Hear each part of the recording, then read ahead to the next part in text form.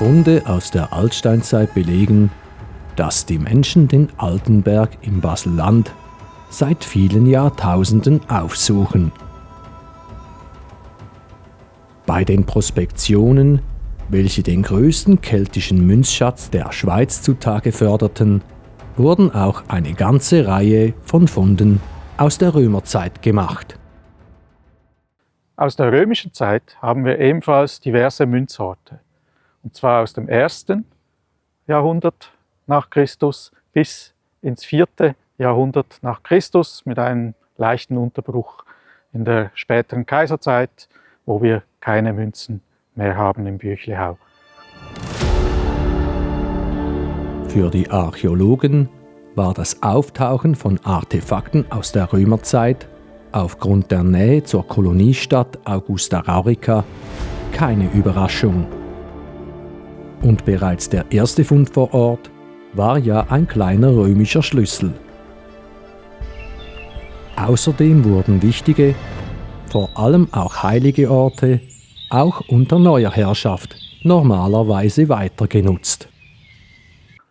Diese Funde zeigen uns, dass es eine Kontinuität gibt vom keltischen Kultplatz hinein in die Römerzeit.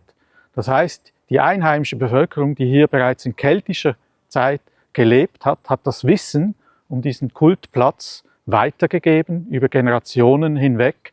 Und als die Römer hierher kamen und sich die Leute romanisierten, wie man dem sagte, haben sie weiterhin solche Plätze aufgesucht und haben dort den Göttern geopfert, die nun wahrscheinlich halt dann römische Götter waren und nicht mehr die alten keltischen, wobei die Kelten ihre Götter teilweise, soweit man weiß, den römischen Göttern gleichgesetzt haben.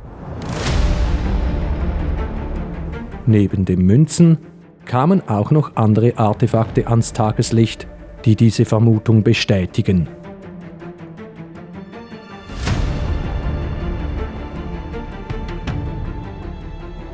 Auch aus der römischen Zeit haben wir außer den Münzen noch spezielle Funde. Einer davon ist ein Statuettensockel, also der Sockel, wo darauf eine Gottheit stand. Leider ist die Statuette der Gottheit nicht mehr vorhanden. Aufgrund der Spuren auf dem Sockel können wir aber vermuten, dass es sich um einen Merkur, also den Gott des Handels, gehandelt haben könnte.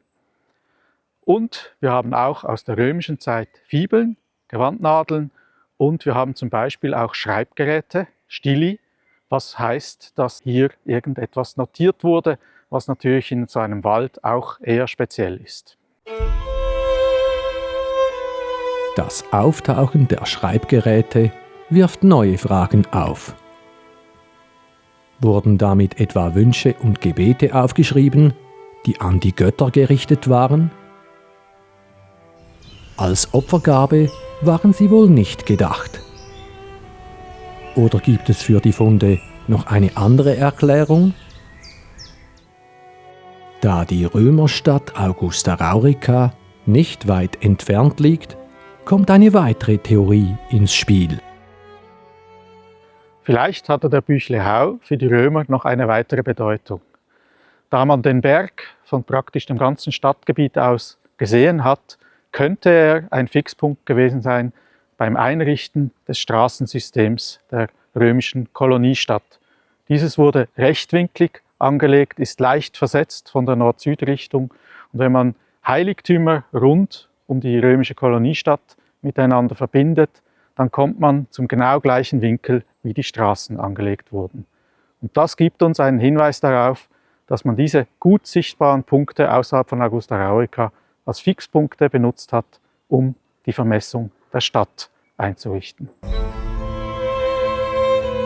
Doch wann und warum hörten die Menschen auf, den Ort aufzusuchen?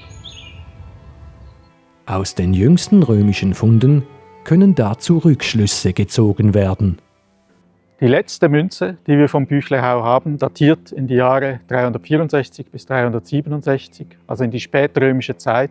Und man kann davon ausgehen, dass der Ort kurze Zeit danach seine Bedeutung verlor, etwa gleichzeitig wie auch die Römer hier in der Region ihre befestigten Plätze verlassen haben.